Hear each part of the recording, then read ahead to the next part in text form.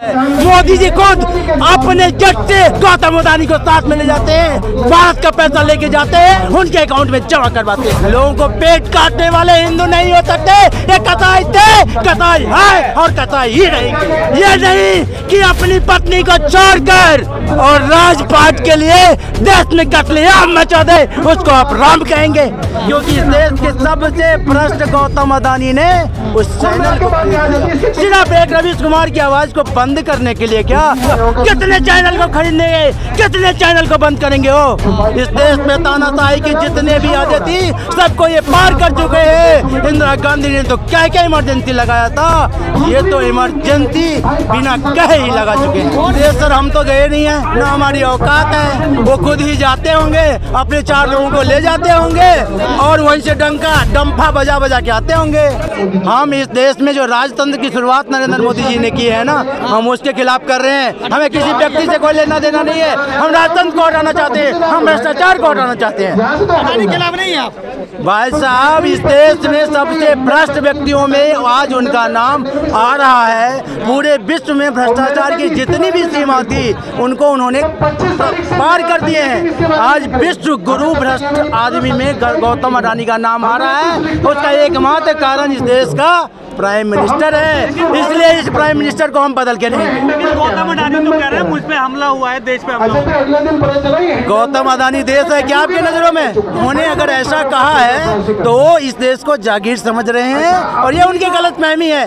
बड़े बड़े आए और बड़े बड़े गए, पता तक नहीं चला कितने आए। रावण नाम सुना होगा आपने ना, उसको भी अहंकार था ना, ऐसे ही अहंकारी है ये भी। लेकिन बोल तो वो भी भाजपा की भाषा रहे, जैसे वो कहते हैं कि देश खतरे में है या हमारे साथ है देश। भाई साहब देश खतरे में है भाजपा से, देश खतरे में था कांग्रेस से। कांग्रेस गया, भाजपा जाने वाला है, देश अपने आप सुरक्षित। लेकिन प्रधानमंत्री कह रहे हैं 140 करोड़ जनता मेरे साथ है। भाई साहब प्रधानमंत्री के कहने से और आपके कहने से, प्रधानमंत्री के शब्द संसद में ऐसे ही कह रहे थे। दिल्ली में भी 31 सीट लेके आए हैं हम, 3 पे आ गए थे। 31 सीट लेके आए थे 13 में, 3 पे आ गए थे। ऐसे इसी अहंकार की वजह से और इसी अहंकार की वजह से ना, जैसे दिल्ली में इनकी स्थिति हुई है, कांग्रेस 0 और बीजेपी 3 और 8, ऐसे ही लुढ़कने वाले हैं देश में। 2024 में 50 और 100 दोनों को मिला के होंगे। बीजेपी कांग्रेस दोनों मिला के 100 के नीचे जाने वाले हैं। आपको चिंता करने की अब बहुत ज्यादा जरूरत नहीं है, बस आप लगे रहिए। क्या आपको तो चिंता होनी ही चाहिए। बिल्कुल सर, हमें मेयर की चिंता कहाँ है? किसने कहा आपको मेयर की चिंता है? आम आदमी पार्टी का हर कार्यकर्ता मेयर है, हर कार्यकर्ता मेयर है। और आज से नहीं, जब से हम अपने सर पे कफन बांध के आम आदमी पार्टी की टोपी पहनी थी तभी से हम दिल्ली के मेयर हैं। लेकिन प्रधानमंत्री कह रहे हैं कि देश में जो ना डंका बज रहा, भाजपा के तमाम नेता कह रहे हैं।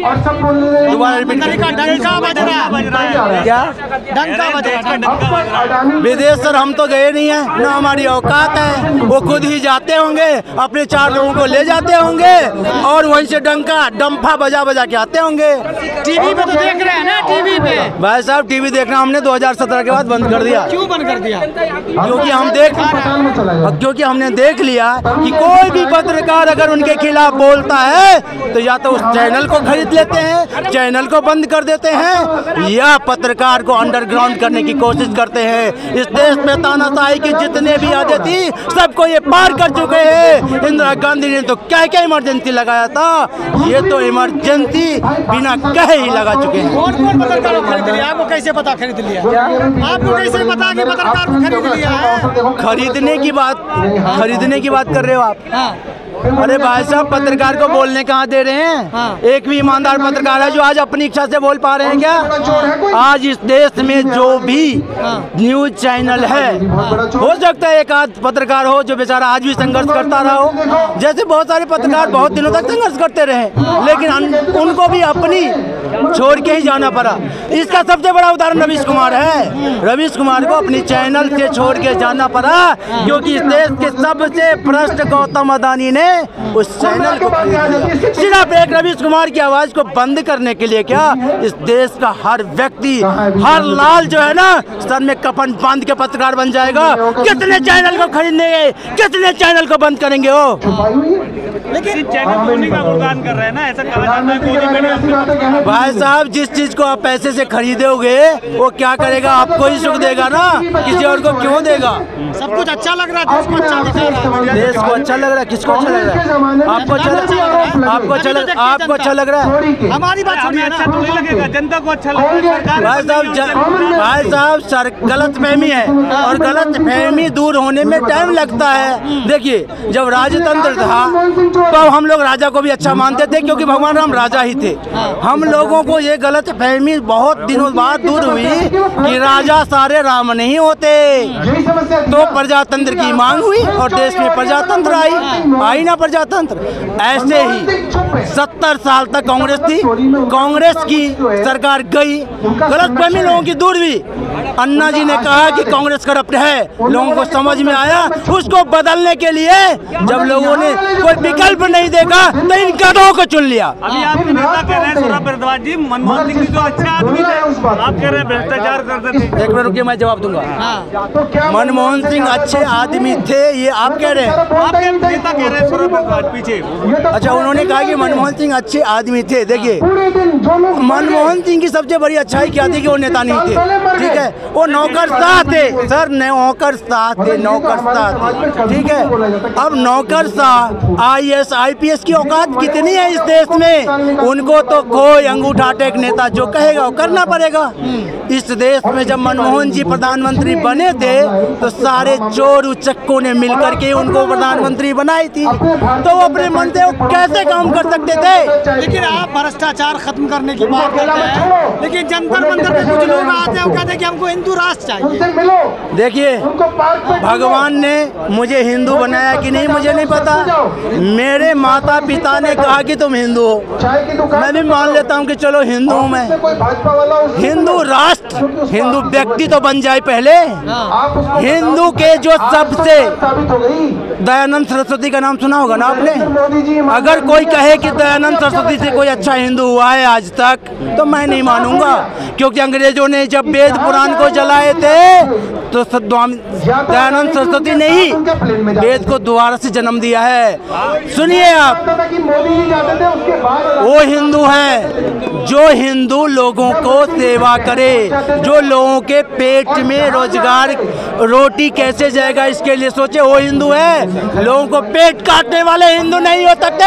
ये कताई थे, कताई है और कताई ही रहेंगे। मोदी जी को राम कह रहे हैं क्या? सीपी जोशी ने मोदी जी को राम बताया। मोदी जी को राम बताया, रास्ता क्या है उनके पास?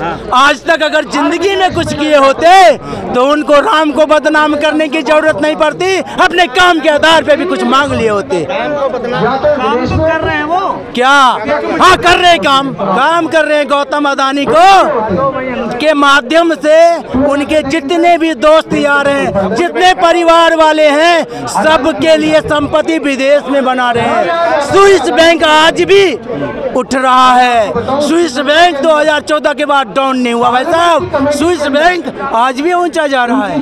क्यों जा रहा है? क्योंकि इस देश में जो कर्जा था 50-55 लाख का, 70 साल में 50-55 लाख करोड़ का कर्जा किया ना कांग्रेस ने, इसने तिगुना तो 10 साल में कर दिया। कहाँ गया पैसा? स्विस बैंक में रखा हुआ है। मोदी जी खुद अपने जट से भारत का पैसा लेके जाते हैं, गौतम अदानी को साथ में ले जाते हैं, उनके अकाउंट में जमा करवाते हैं। 50 साल राज करेंगे। क्या 50 साल राज करेंगे ऐसा बोल? गलत फहमी बहुत सारे बड़े बड़े महिषासुर को हुआ था, ठीक है, खत्म हुआ ना महिषासुर की गलत फहमी। तो ये देश है यह देश भगवानों का देश है।